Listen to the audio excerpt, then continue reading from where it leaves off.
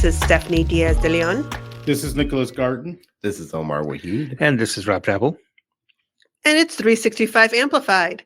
I sometimes forget that is my line too.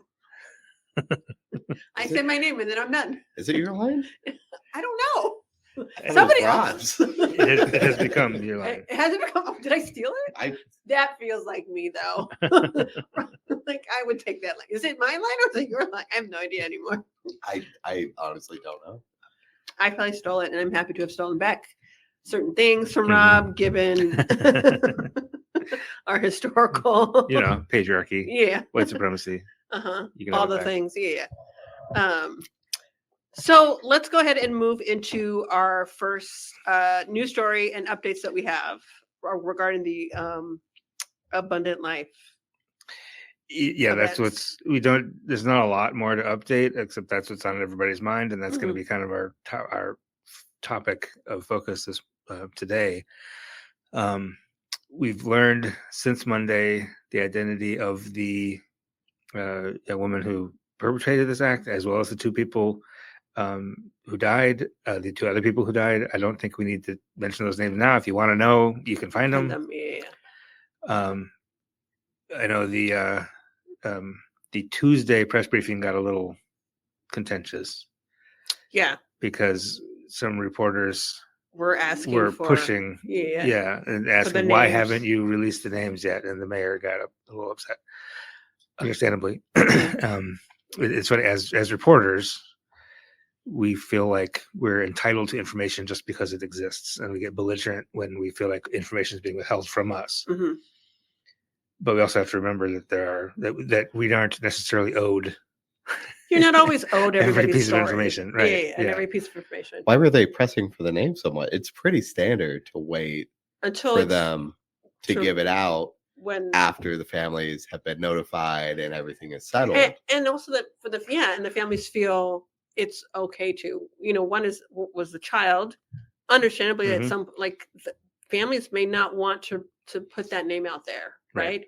In a news story, they may put it out there in a different way, privately, amongst their family and friends, but not in a news story. And absolutely, why, even for someone who's an adult, why not allow those families, as best they can, at this point, within their grief and in the loss of control they've had in this horrible moment, to try to hold on to some control of how things are released and shared in a way that they feel most comfortable. Yeah, it is pretty standard. I think the pushing came from a Milwaukee reporter who, I guess, Nick is nodding. Yeah, those Milwaukee reporters. There were a lot. I was at some of these press briefings, and there were a lot of out of town press there that were asking questions that were off the beaten path that the mayor and the chief did not think were relevant or even helpful. Well, that's the thing. It's the relevance, right? And our job is to seek truth and report it. That's like the big mission, right? But also to help people engage in their civic life as informed citizens. And knowing the name of a child who was murdered in school doesn't. How does that improve my life? It doesn't. Lurid curiosity. At best. Yes, 100%. And literally what you said, an entitlement. Yeah. To suddenly make this person real for you, right? And learn all about them and all these things, and there's on some level, whether we recognize it or not in ourselves, that there's a need for us to belong to a story, right? And that belonging sometimes comes in like knowing who that person was, so that then I can compare and find similarities to say like this could have been someone I knew, and I'm like, it's enough to know that someone has passed in this horrible way, and you can show empathy without centering yourself in this story. Yeah, right? Which also goes to another thing I wanted to mention is you might have an urge to put up a lawn sign or something, or post or change your profile picture on Facebook or something in solidarity. So we're going to acknowledge that we went through this as a family. In May. It's as recent as May. Yes. Yep. So we're from Mount Horeb, so we were part of, and our children were in the school where the similar incident happened. And you don't have to insert yourself in it to be empathetic to it. Yeah. Right. Yeah. Yeah, and I don't, and I do want to remind folks that people grieve and are triggered and have these feelings for a while. They exist in there's not a time like for which everything passes and you feel better. Right. Like this is an ongoing process for folks. It's an ongoing process for us as a family. Allowing people to figure out what their next step might be is not for us to tell the story about, right? Like we don't need to necessarily do that. I also encourage, I don't know that we need to interview children who were in that experience to tell that story. It is graphic enough to know that something happened at a school that was so horrific, right? Yeah, I did see I don't like child on television. I know, so did I. And I do want to encourage folks, like, it's okay. Like, I think families feel a responsibility to tell this story too, because, you know, they feel like this is what I can do is to help. But I also think it's okay to pause and make that decision for yourselves later. And it's not a bad or right decision.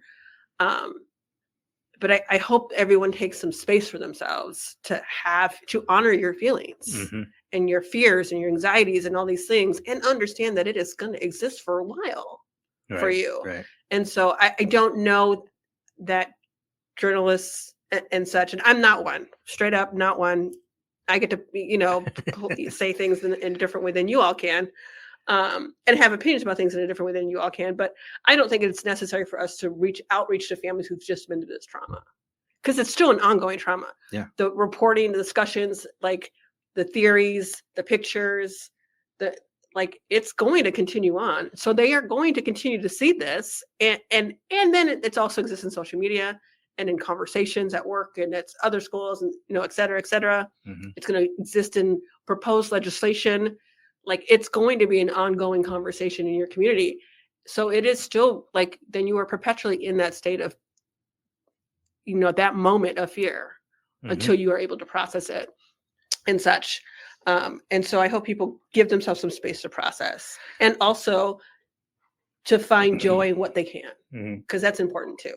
Like, it is a holiday season. I hope these families are able, with their children, with this community, with this school, are able to find also joy in whatever it is that's coming up for them in this season, to enjoy what they have with each other, enjoy the community support, and just enjoy ordinary things like hot chocolate and slippers and pajama day and movies and film, you know, and music and all, you know, et cetera. So, yeah, go ahead. Sorry. Yeah. I mean, there's a journalistic ethics conversation to be had, I think, and maybe we can have that another time. But there are some actual news updates that could be useful.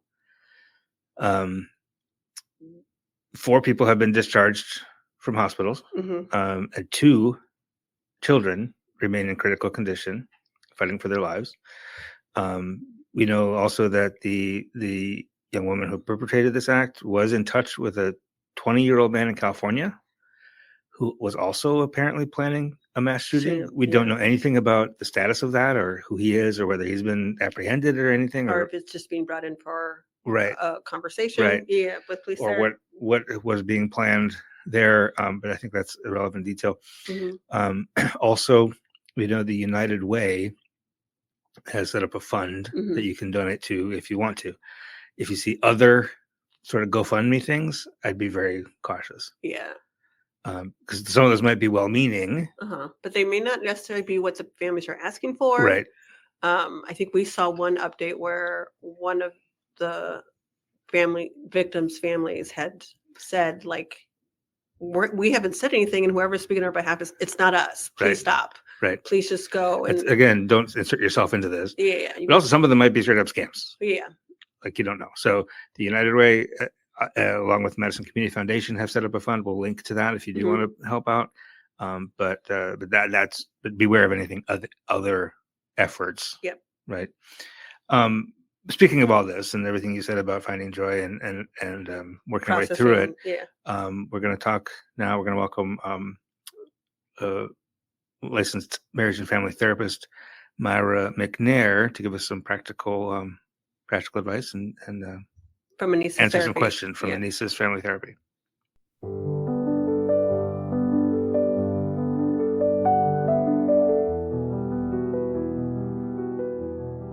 And we're here at Anesis Therapy on Madison's West Side. And joining me now is the director, founder, owner of Anesis Therapy, Myra McNair. How are you? I'm doing good. Thanks for asking.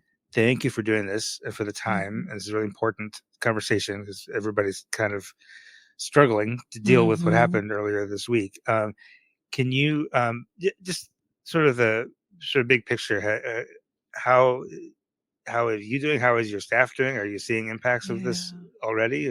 Oh, absolutely. Yeah. I mean, the day it happened, we had clients that were affected. Oh, really? By it. And, we sent out a huge email just because it affects everyone in our community. It's affected my kids, my family, those who I'm close to. And I go on social media, I just see the response from our larger community. I think there's like a huge impact on all of us right now. Yeah. If you're a parent of kids that are, that school, Abundant Life Christian School, is K through 12, right? So it's all ages. Yeah. So if you're a parent with kids in Madison or around who are hearing the news and stuff, what are a couple of things that you can say, or how do you even discuss it with younger kids? Yeah. I think, you have to really use age appropriate language too. Like, you're going to talk to your teenager different than you talk to your kindergartner about what happened. I think also like creating that safe space that you can talk about these things. I think there's like a very old notion of kind of, if you don't talk about things and don't bring up things, you don't rock the boat. Things are better, right? If you talk about it, then you're going to bring up all these emotions. Right. And what we've learned is, that's actually very incorrect, right? Talking about things actually does make you better. Yes, it will bring up emotions, but it makes you better in the long run. Right. So the biggest thing is have those conversations. It will be difficult. I think it's difficult for us as adults to talk about it. These are kids, right? This is something that they should not experience going to school. But we have to talk about it. We have to talk about if our kids went to that school, if our kids didn't go to that school, if they went to a different school, in the Madison area. It has affected everyone. Right. Are there, so beyond just don't be afraid to talk about it. Yes. What are the questions that are going to come up? What do we need to be ready for to say to kids? I think validating feelings, right? If they're scared, upset, angry, like validate all of the feelings that they have. A lot of kids did not want to go to school the next day. That didn't even go to that school, right? Everyone was pretty fearful. A lot of children were. And really validating those feelings. That's really normal, right? To feel like you're not safe at school after there was a school shooting in your community, right? So I think validating that, reinforcing safety, really having kind of like, like a schedule or, something that the kids can depend on. You might have to take off work, just to kind of like be that extra support for your children during this time.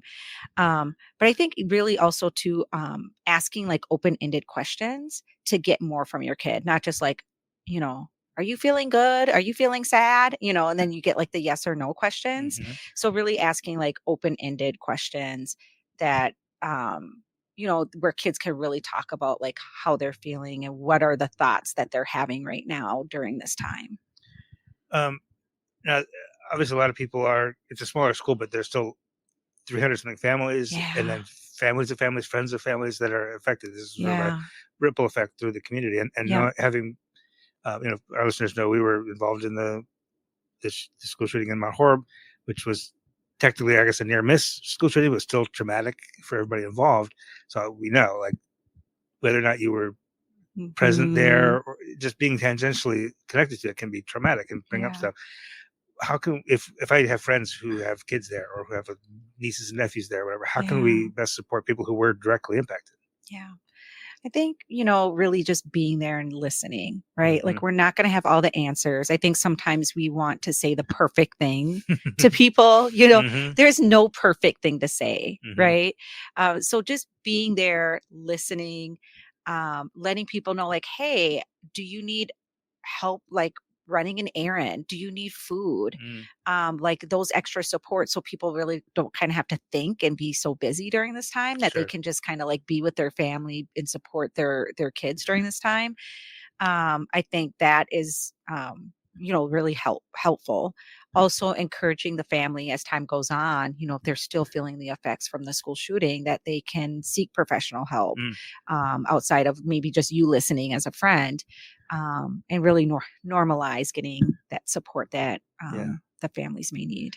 Along those lines, if you are a person, if somebody's listening to this who was affected directly and is feeling, or even not necessarily affected directly, but just feeling upset, feeling fixated on it, feeling like I can't get over this, what are some steps in addition to seeking professional help? What are some things that I could do as a person to help me get through that? Yeah, just kind of getting through like your own, like trauma, pretty much like over. Yeah, it's kind of it's called secondary trauma. So, trauma, you don't always have to experience it directly. Indirect trauma, like a lot of paramedics, officers, like the trauma may not had happened to you, but you saw someone experiencing trauma, or you have community violence in your neighborhood, or things like that. So that's secondary trauma, and we all were exposed to that with this shooting. And so we all experience trauma, and we all cope with it differently.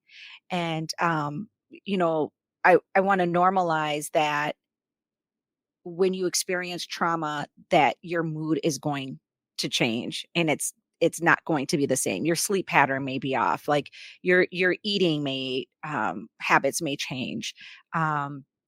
You may isolate. All these kind of things, right, happens when you experience trauma. That is normal. That's normal, right? And I would say that if you probably experienced trauma and didn't have any emotional response to it, that probably would be a little bit more abnormal. But where it becomes a problem is if it lasts more than 30 days. Okay. So after experiencing trauma, you're experiencing these traumatic symptoms for over 30 days. That's when we would really say you probably should seek some help, because then it ends up being kind of like maladaptive behavior. Right. And it gets in the way of social activities, relationships with others, work, school functioning, all those different things. So if you're feeling it now and you're still feeling it, maybe like late January. Yes. It's going to affect your work and your life, and probably need some assistance with that. And what do you look for in a therapist, or when you're looking for help? Where do you go? What do you look for? Yeah. Well, there's a couple of different factors, and that's such a great question, because I think it is it doesn't seem as accessible, right, as like just going to the doctor. It does feel very daunting. So there's a couple of different ways that you can do that. One, you can look behind your insurance card, if you have insurance, and call the insurance company and say, hey, this is what I'm looking for. I need some therapy around traumatic experience. Do you have therapists in our network that specializes in trauma? And they will tell you. You can even say, they needs to be on the west side, needs to be on the east side. You can even get that specific with the insurance company, and they'll kind of give you a list of who has openings and who doesn't in your network. So that's one way.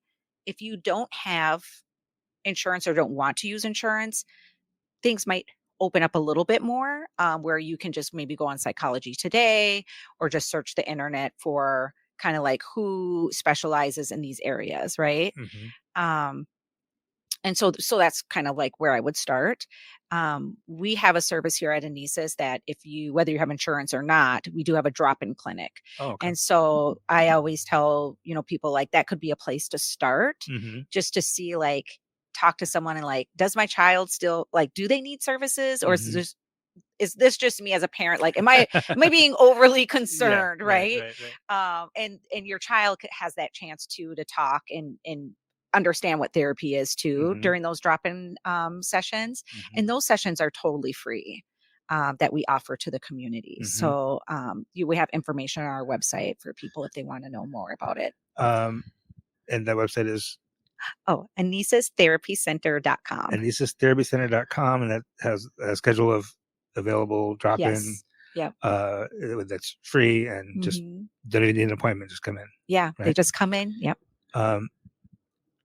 Do we know? And you mentioned there was another incident like this in Mount Horeb in May. 6.5, 7 months later, we have another one here in Madison. Yeah. We've never had any of these in Dane County. Now we have these kind of back to back. Does that amplify the trauma for folks, do you think? Oh, absolutely. Yeah, it amplifies it. I think, the scarier thing to me is I hope it doesn't get normalized. Right.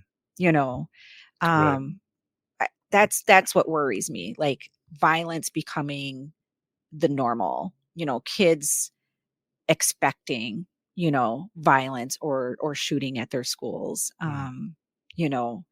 It's a delicate thing, right? Like we don't ever want our kids to experience this, but we also don't want to become hard to these type of situations. Right.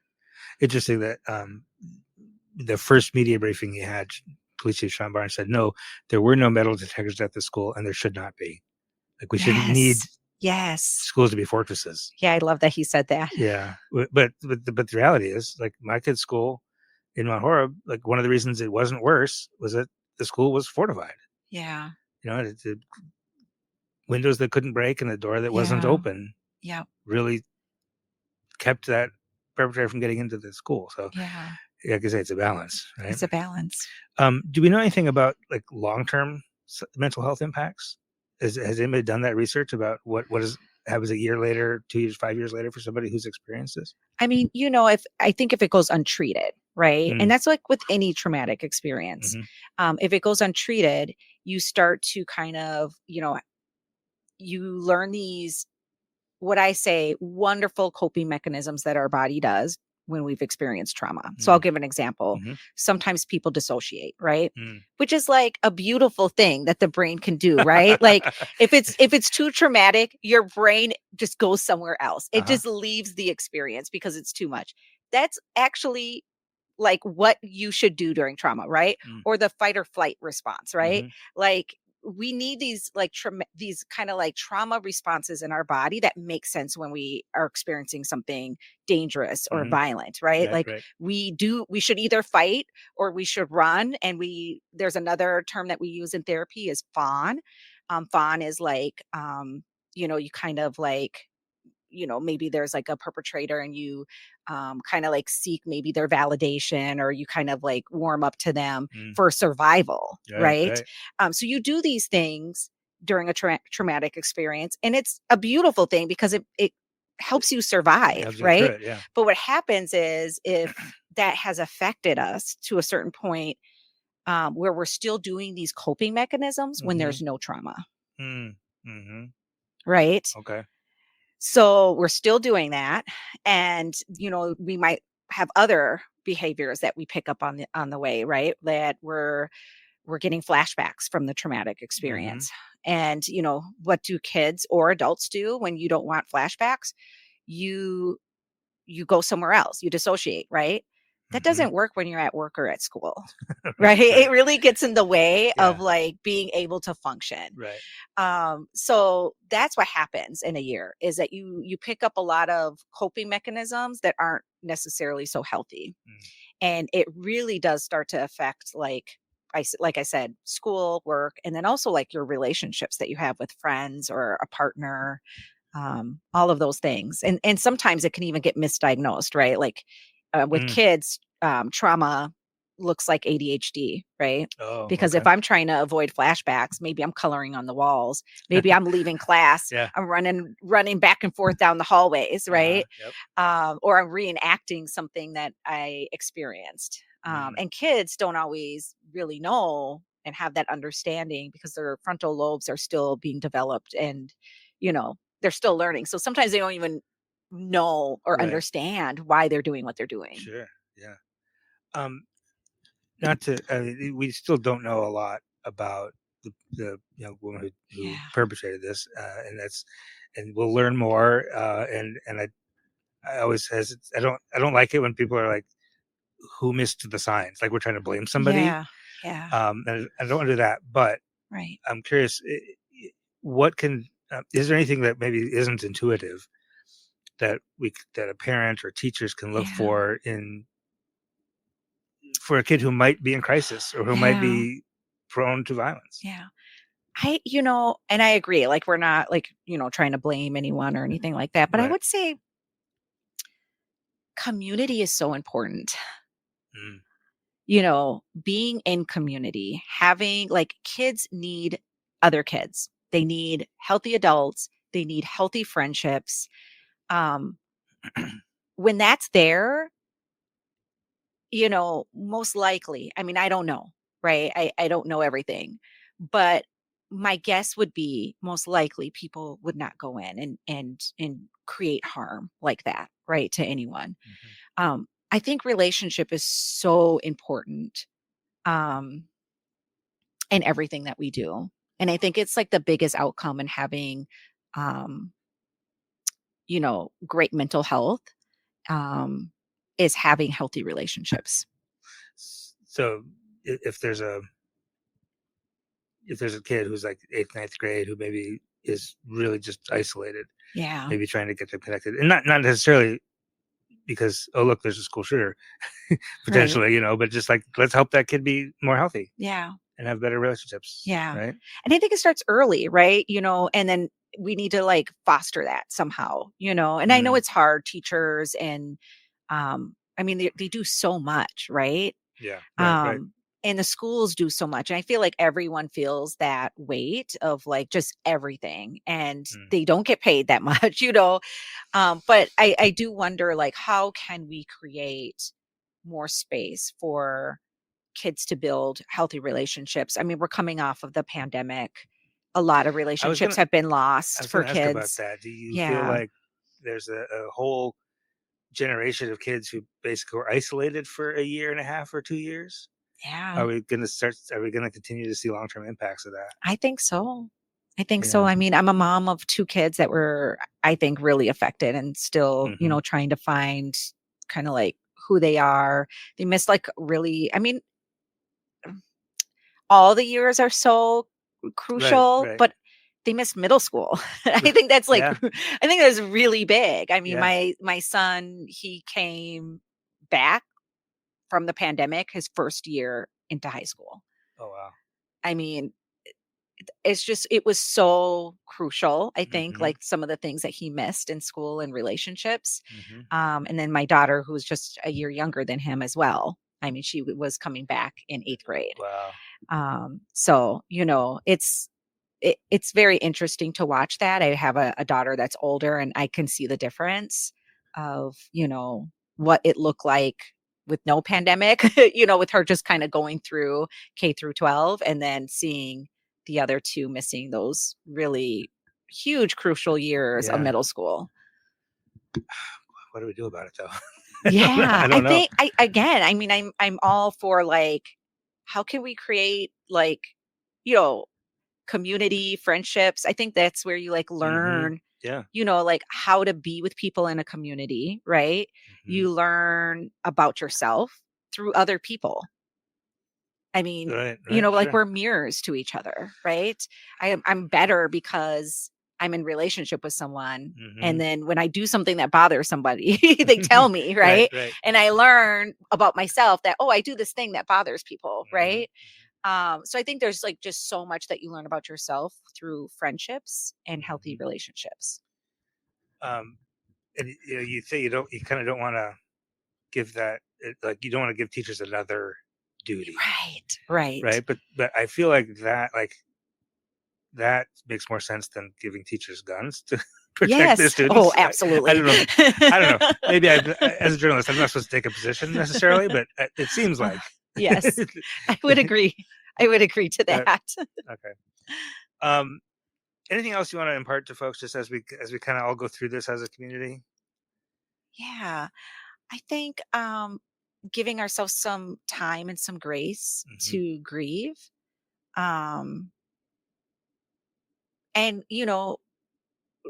we know that, when we're grieving, it can look like all sorts of different, there's all certain, stages of grief. And, there's anger, there's acceptance, there's all those different things. So there's sadness, and we all may feel the grief very differently. Like some people might just be super angry and they're like, let's just create change right now. And other people are like, wait, I'm just sad. I just want to cry. I just want to hold the families. I want to hold my kids in mind. And there's no right or wrong way to grieve. So I think we just need to give ourselves some grace and some time to go through that process. And then I think, supporting our teachers. I mean, all of our educators. I don't know who goes to work and has to be in the back of their mind, somewhat fearful of something like that happening to them, to their class, being responsible for, all of these beautiful children's safety. I have a best friend who's an educator, and she's like, that's my community. My community was hurt, and they feel very, connected with one another. Educators do. And so I think, like, how can we support and love on our educators too during this time? But I think we just need to realize that, when these things happen, like how we're so connected as a community. Yeah. And, just thinking about, like, how can we love? How can we support one another? And how can we create more healthy community for families and for kids? Healthy community for families and kids. But I think we'll leave it there. Myra McNair, thank you so much for your time. Really, really appreciate it. Thank you.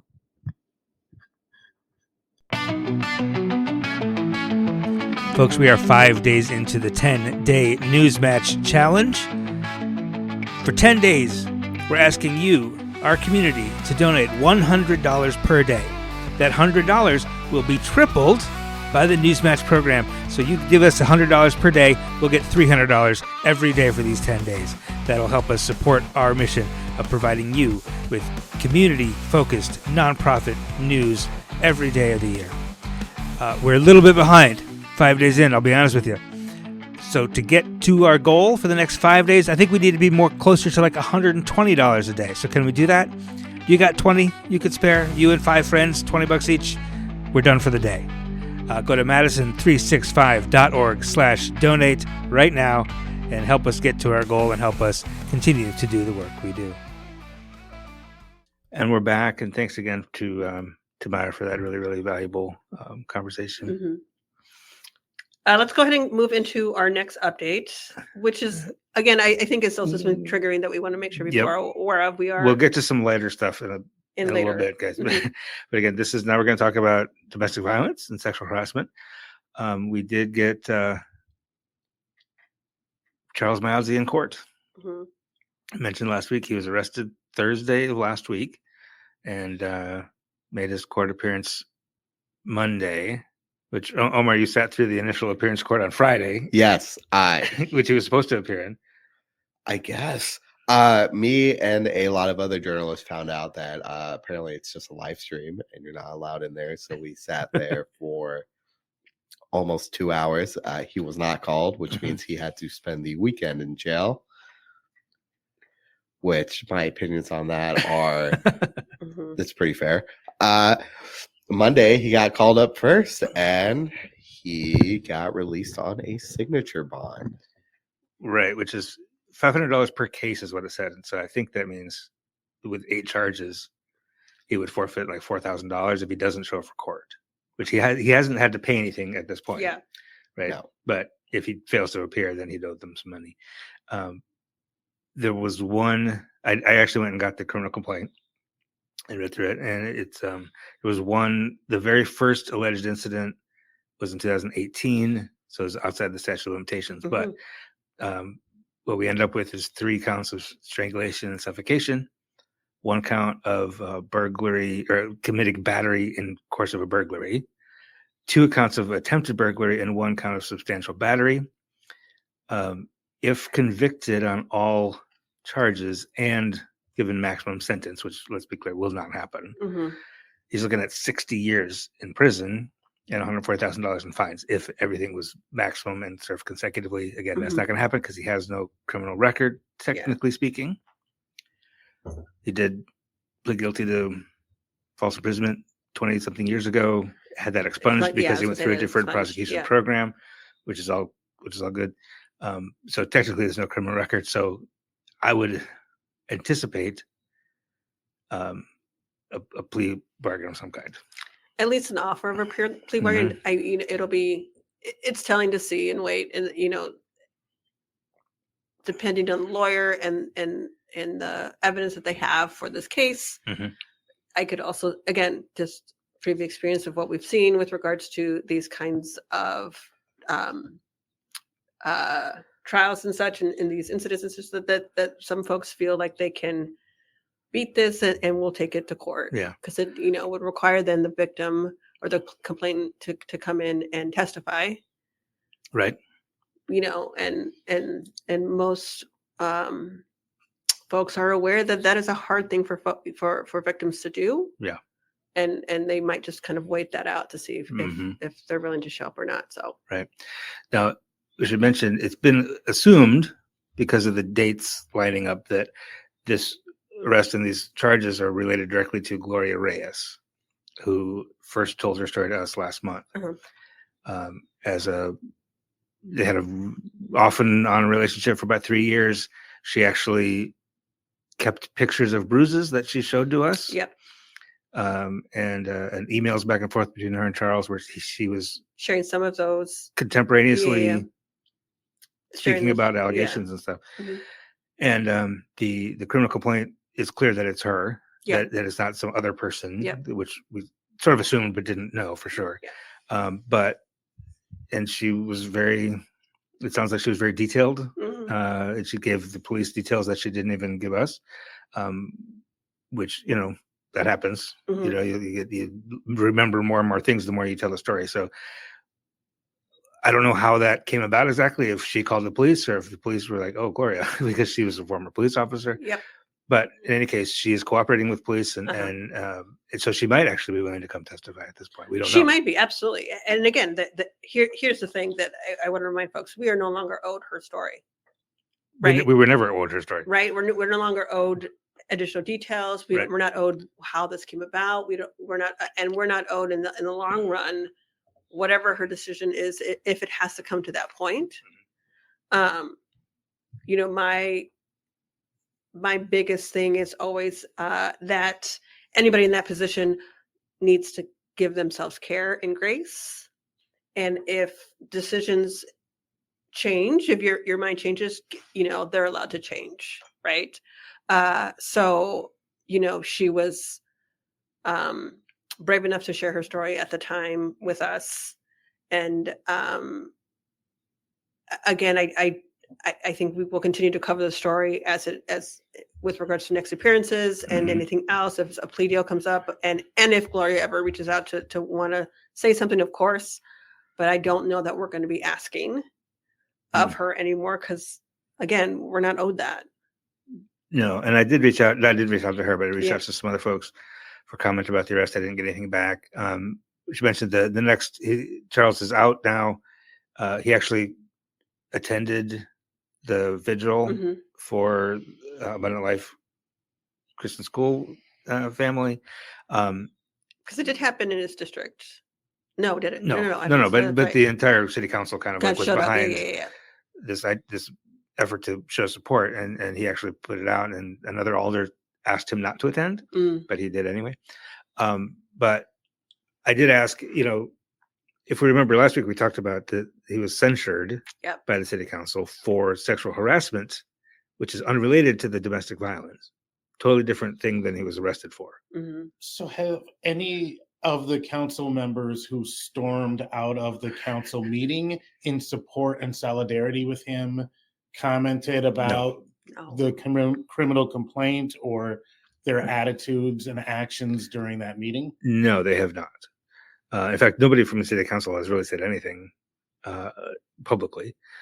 We do know. Well, I should say that I asked Figueroa Cole, who's the council president. At this point, given these not new allegations, but sort of this official filing of these allegations, is there any movement to actually remove him?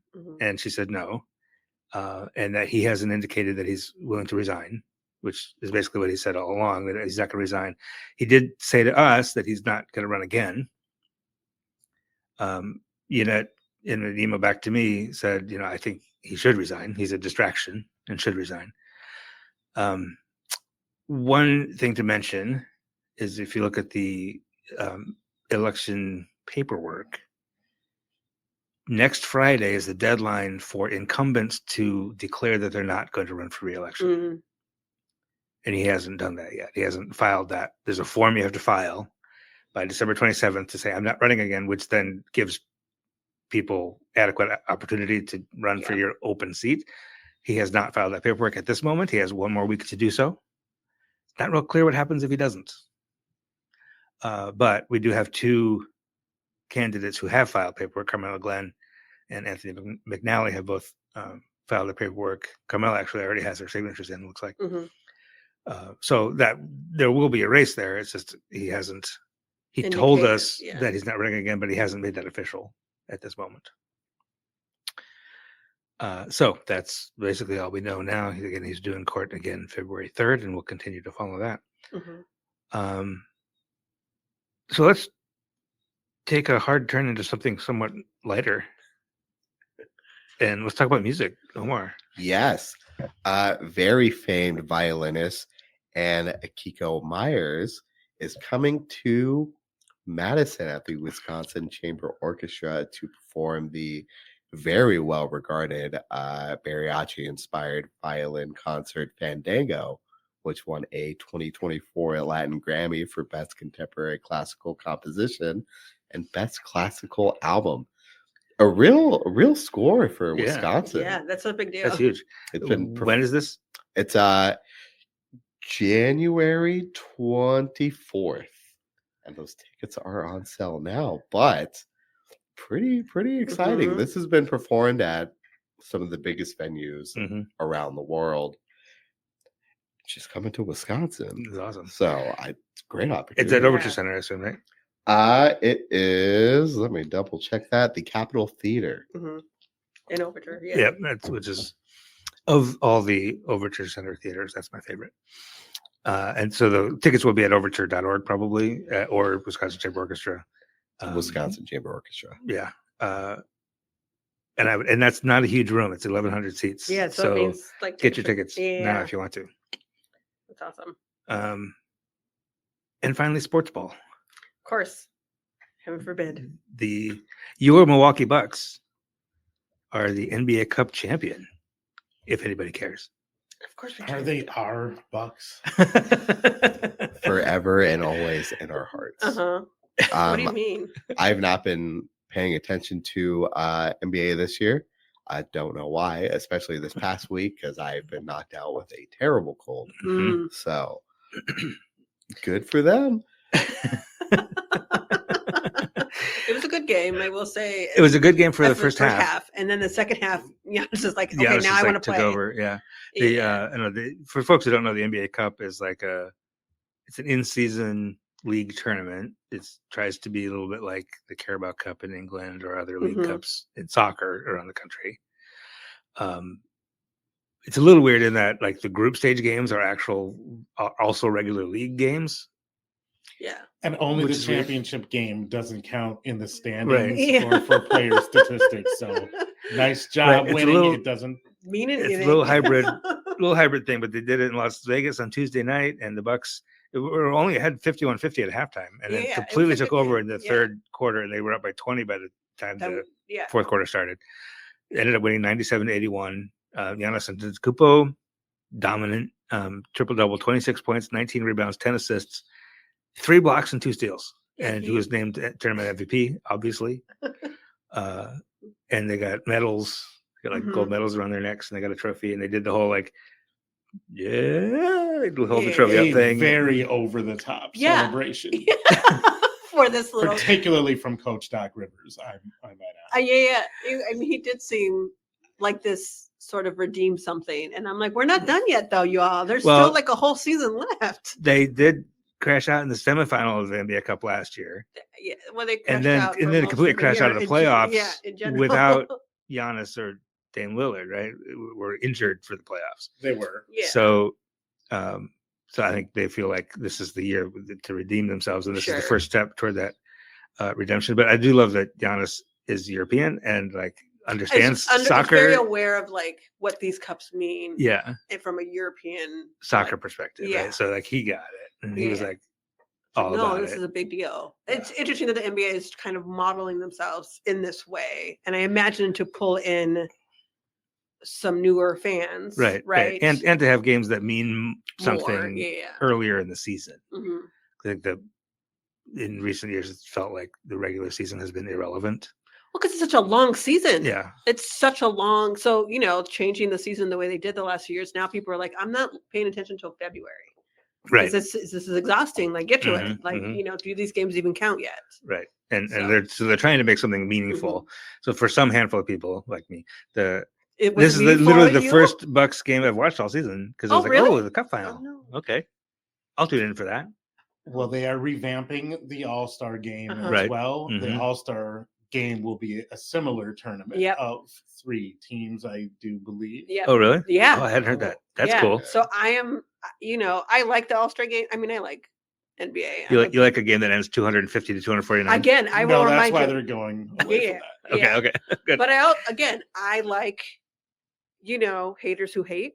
I've told you all this before in music and in NBA. That's like my kid and I were talking like last year. He's like, "Who likes the Celtics?" I'm like, "Oh my god, I love the Celtics because they were haters who hate." The premier haters of the league. Yes, Larry Bird, the ultimate trash talker. That's what I was telling you. I'm like, you do not understand the legacy that is the Celtics. They are haters who hate, and absolutely, I loved it. Well, especially you guys are growing up a Laker fan, right? Yeah. Well, I am a diehard Laker fan, a lifelong, and in my lifetime, every Celtics championship has been immediately followed by a Lakers championship, which guarantees the Lakers win the title this year. That's actually a good. That's a good. It's a foregone conclusion. Sorry, guys. I mean, we'll see this season, but we'll see. Like, it'll be interesting to see how they do this All-Star game too. Like, I'm excited by everything. So we will see. We will see. Speaking of soccer. Is that what you? Is that what we're speaking of? Talking about? Well, a couple minutes ago, we were talking about this is a soccer style tournament. So it's a stretch. So Rob decided.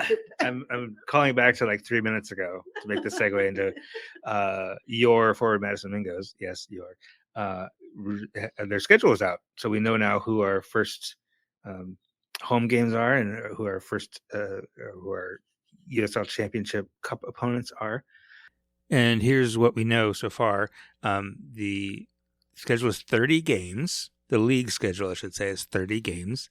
The first match of the 2025 season will take place in Naples, Florida, at the new expansion club, FC Naples, on March 15th.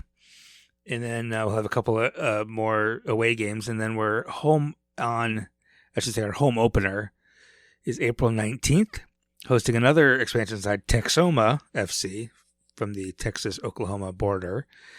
And then a week later, April 26th, we get our first Jägermeister Cup game. Now, you might remember the Jägermeister Cup is this in-season tournament, just like the NBA. We were talking about the NBA Cup a bit ago. It's the same kind of thing. It's an in-season tournament with the USL teams. Last year, it was the USL League One only. This year, it has expanded to include all 38 USL professional teams in both the third division, which is where we are, and the second division, which is a league higher in the pyramid of American soccer. So what that means is on April 26th, our first Jägermeister Cup match of this season, we actually get to host Indy 11, which is a second division team. The rest of our Jägermeister Cup will look like we go to Chattanooga May 31st. We'll host one Knoxville on June 28th, and then we go to Birmingham Legion, which is another second division team, on July 26th. We play every team twice in the league, except for Westchester, New York, Texoma, and our Henny Derby rivals, Richmond Kickers. We play each of them 3 times. I'm not sure why the schedule is imbalanced that way. I guess they just needed more matches to round out the schedule. But that's it. Then there's going to be 2 additional exhibition matches, friendlies, that'll be on the schedule as well. So you'll hear me talk much more about that in the spring. And 2 last things quick to mention. We are, we being Madison 365, are open to hire an advertising sales representative. So if you listen to this far, obviously you like what we do, and if you are a salesperson who would like to come work for us, if you could convince somebody to put an advertisement on this very podcast, we want to talk to you. Yeah. So go to madison365.org/jobs. It's right on top, and throw your hat in the ring if you want to. And then the last thing is next week, I don't think we'll have a podcast because it's Christmas. It's the holidays. It's the holidays. So and we get 1 day off. And we get a day off, right? So we're going to take that. But all of next week is this year's list of most influential Black leaders in Wisconsin. Right. It's that time of year again. So watch for that. It'll be 1 segment every day for all 5 days. And then we'll publish the entire list next Saturday. And we'll probably hear from some of those folks on the podcast at some point in the next couple of months. So absolutely. Watch for that. And shout out to our event last week celebrating this past year's the full list of most influential Black, Asian, Indigenous, and Latino most influential. Yeah, it was a great event. That was fun. It was all right. I think that's what got me sick. So, so I'm not a big fan of it. Now he's not a fan of it anymore. But it was a great night for the rest of us, honoring and gathering together. It's just an electric energy when those folks get together because a lot of them don't know each other, which is a little surprising. And it was interesting. Somebody from the whole crew of Latino folks from Milwaukee came together, which was really cool. And they were all kind of dressed to the nines and because they had an event. Right. And to celebrate themselves later. Right. Exactly. Good job. That's what you do. Exactly. But one of them actually that party. Got up in front and said, we're so used to being the token. And now here we're the norm. We're not the token here, which is really cool. Which is really cool. Yeah, that was really cool. It was interesting also to hear how many people were like, I don't know how we got on this list. I don't know how we're leaders. And I was like, oh, this is why you're, because it's not there. It's not outside the space's definition. It's our definition of leaders and community and stuff. So let's move on to our question of the day. Sorry, Omar got sick last week, but you're fine. You're better now. You got cookies? Oh. What are you worried about? Maybe it was the cookies. So we were sort of trying to figure out what to talk about and such. And I think Omar brought up New Year's resolutions. And I said, I want to hear what our what New Year's resolutions have we previously had that just did not happen. It was it doesn't have to be the biggest fail, but the one that sticks with you the most, that you're like, oh, no, that I lied to myself. Well, I never promised myself high stakes changes. So that way, if I crash and fail. Last year, I said I would stop biting my nails, and I'm biting them less. Which is growth, right? It is growth. I am definitely a lot more conscious when I do it, but I am clipping them all the time, which I don't know if that's better. Is that so you have nothing to bite? Yeah. Okay. That makes sense. That makes sense. So, that feels like a success, though.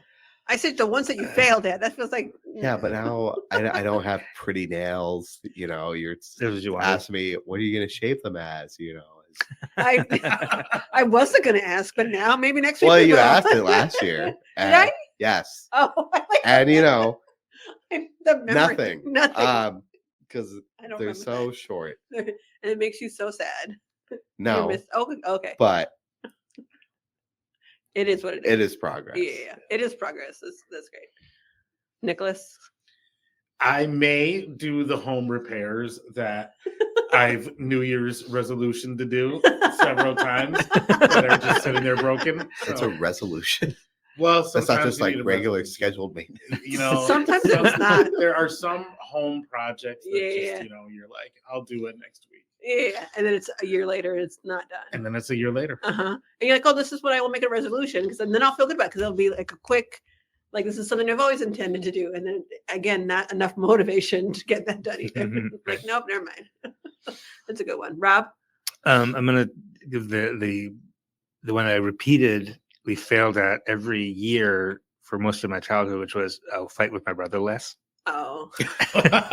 What's the point of having a brother now? I know. Well, right, That's exactly. What family is for. Yeah, right. And I will say, as adults, we don't fight that much.